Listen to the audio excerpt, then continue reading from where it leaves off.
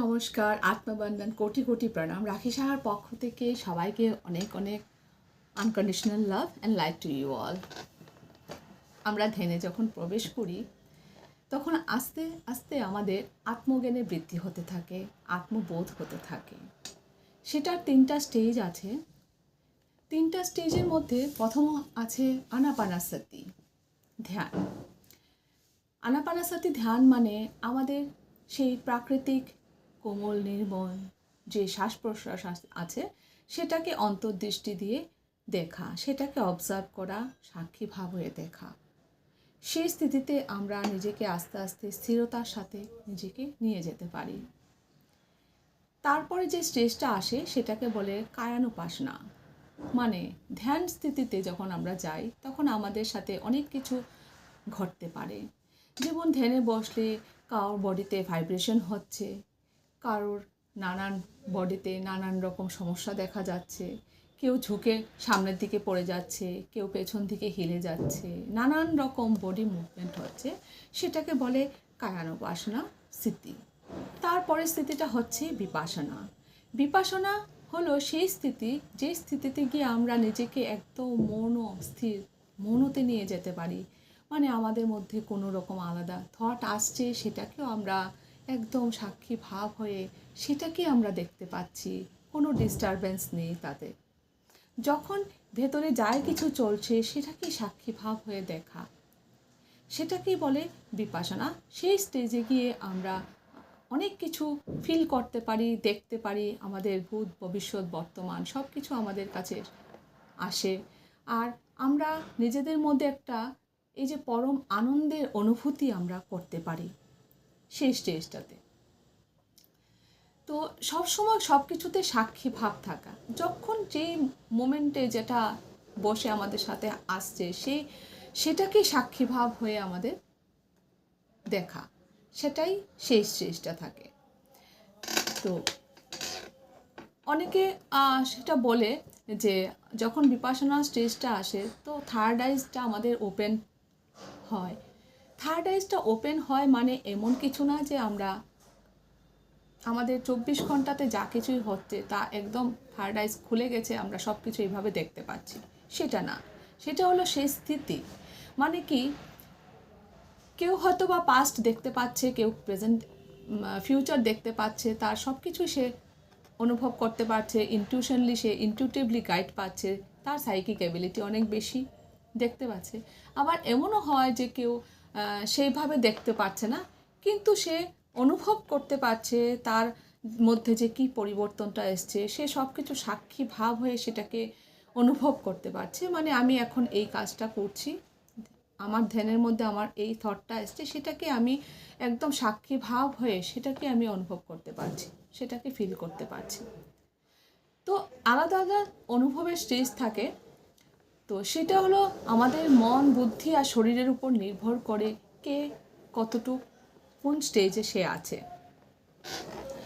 আর এই যে এই তিনটা স্টেজ ধ্যানের মধ্যে আনাপানাসতি, কায়ানুপাসনা আর হলো বিপাসনা, এই তিনটা স্টেজ যখন আমরা আস্তে আস্তে একটার পর একটা সেটার মধ্যে আস্তে আস্তে আমরা পরিণত হতে থাকি, আমাদের মধ্যে অনেক পরিবর্তন হয়, আমাদের জীবনের মধ্যে অনেক পরিবর্তন হয়, অনেক ট্রান্সফরমেশন সেখানে আসে, স্পিরিচুয়াল ট্রান্সফরমেশন সেটা হয়।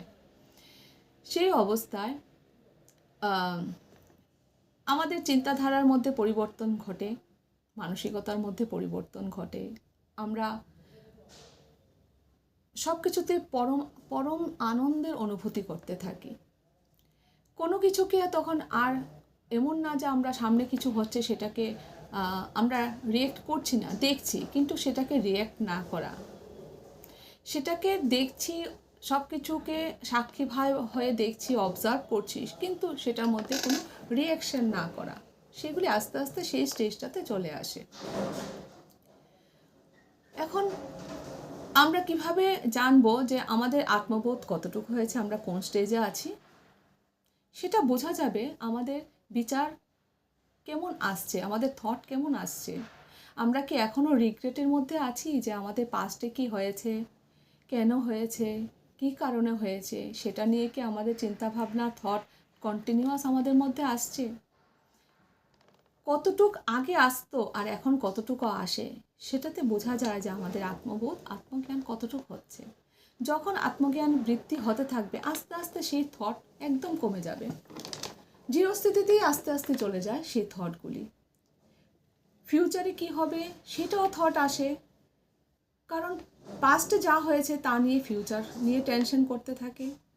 তো আস্তে আস্তে যখন ধ্যানের বৃদ্ধি হয়, ধ্যানের পরিমাণটা আমরা বেড়ে যায়, আস্তে আস্তে সেই জ্ঞানটা আমাদের মধ্যে প্রাপ্তি হয় যে আমাদের পাস্ট বা ফিউচার কিছু নয়, আমাদের নাও আমাদের প্রেজেন্টে থাকতে হয়।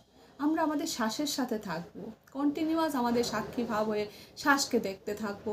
চলাফেরার মাধ্যমে যাই কাজ করছি, সব কাজ করছি, কিন্তু আমরা শ্বাসের সাথে আছি। সবসময় সেই ধ্যানের স্থিতি আলাদা করে তখন কিছু বসে ঘন্টা 2 ঘন্টা 3 ঘন্টা ধ্যানও করতে হয় না যে কন্টিনিউয়াস আমরা এতক্ষণ ধ্যান করতে হবে, কারণ তখন সেই স্থিতিটাই চলে আসে যে আমরা প্রত্যেকটা কিছু আমরা ধ্যানের মধ্যেই করছি, সেটা কি আমরা অনুভব করছি। তো এইভাবে করতে করতে আমাদের আস্তে আস্তে সেই ধ্যানের স্থিতি আস্তে আস্তে উপরের দিকে ট্রান্সফরমেশন আমাদের হতে থাকে। ধ্যান থেকে হয় এনলাইটমেন্ট, আর এনলাইটমেন্টের থেকে হয় অ্যাওয়ারনেস। মানে কি, আমরা আগে আত্মবোধ হচ্ছে। এনলাইটমেন্ট মানে কি, মানে হলো আমাদের আত্মবোধের বৃদ্ধি, মানে আমাদের আত্মজ্ঞানের বৃদ্ধি, আমাদের জ্ঞান প্রাপ্তি হচ্ছে। সেটার থেকে আমরা আস্তে আস্তে সব কিছুর থেকে বেরিয়ে যাচ্ছি, হচ্ছে দেখছি কিন্তু সেটাকে রিঅ্যাক্ট করছি না, সব কিছুকে ফিল করছি কিন্তু সেটাকে রিঅ্যাক্ট করছি না, সেই আত্মবোধ। তো আস্তে আস্তে সেই স্টেজ আমরা পার হয়ে আসি, আর সেইভাবেই আমাদের এনলাইটমেন্টের পথে আমরা যাই। তার সাথে তারপর আসে আমাদের অ্যাওয়ারনেস, মানে আমরা সব কিছু জাগরুক হয়ে করি, জাগরুক হয়ে দেখি কি হচ্ছে, সেটাকে জাগরুক হয়ে করা। তখন আলাদা কোনো নেগেটিভ থট বা কিছু আসেও না সেই স্টেজের মধ্যে, আর যদিও আসে ইনস্ট্যান্ট কিছু আবার সাথে সাথেও চলে যায় সেটা।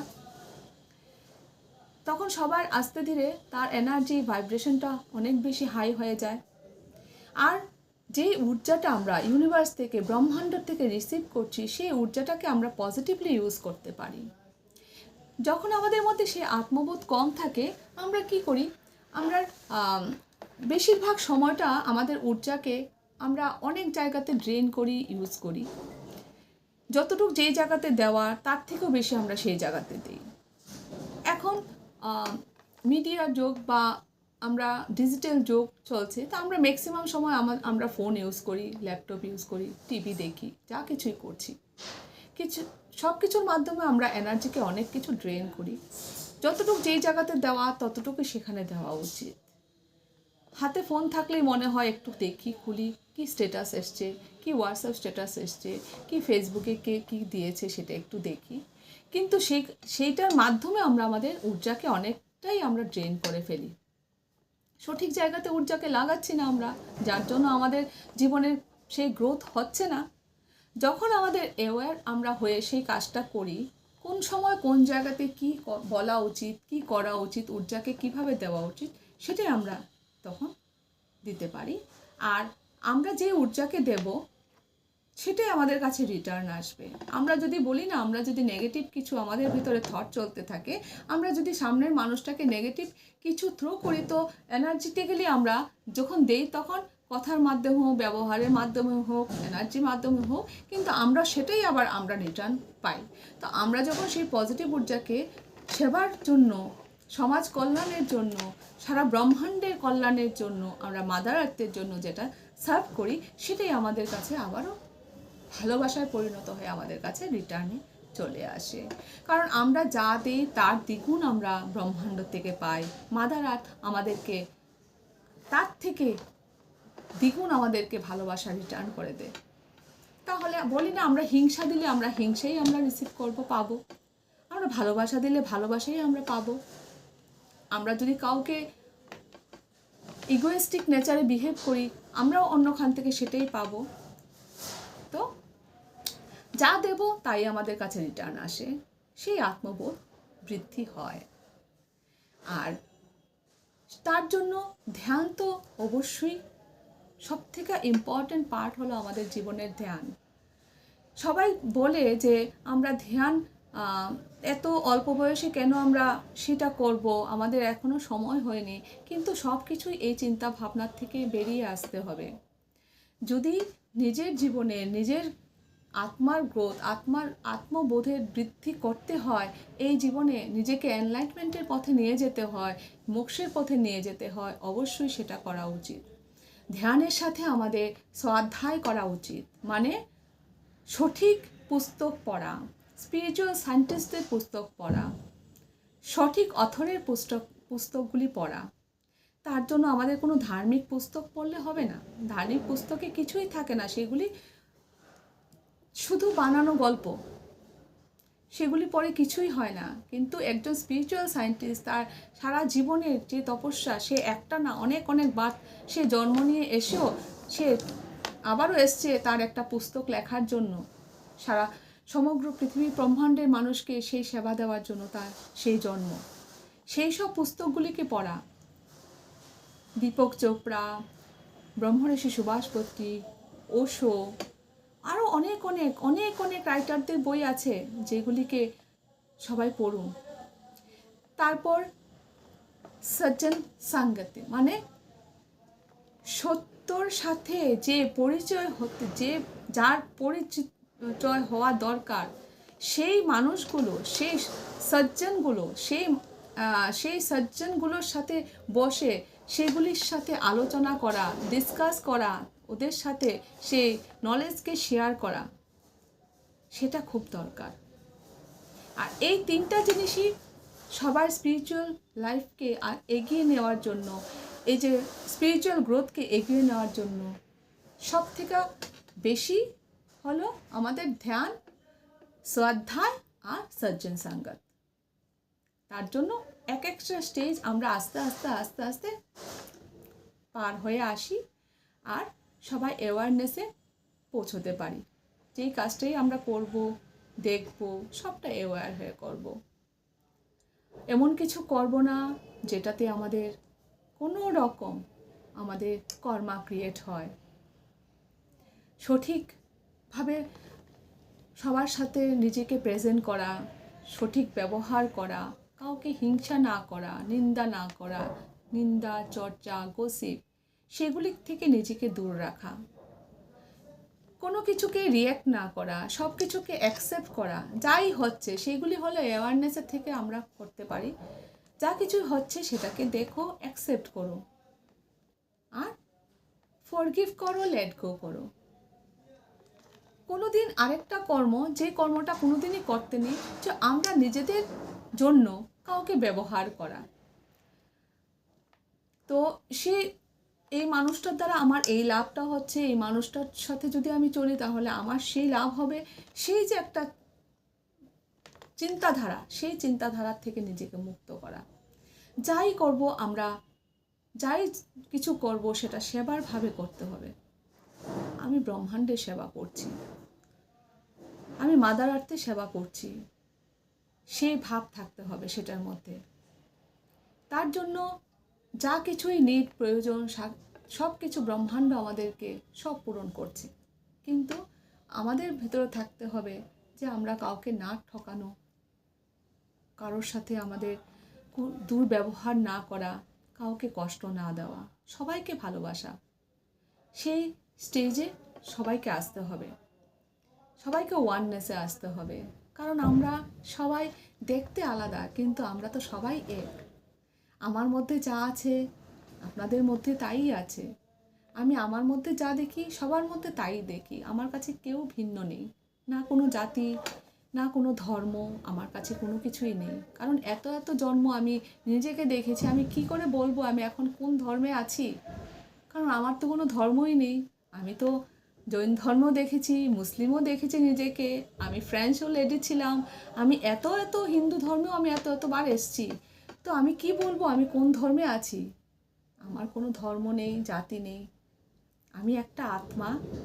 আর আমি সব আত্মাদেরকে সেটাই বলবো, আপনারা সেই জায়গা থেকে আস্তে আস্তে বেরিয়ে আসুন, ধ্যান মার্গে আসুন।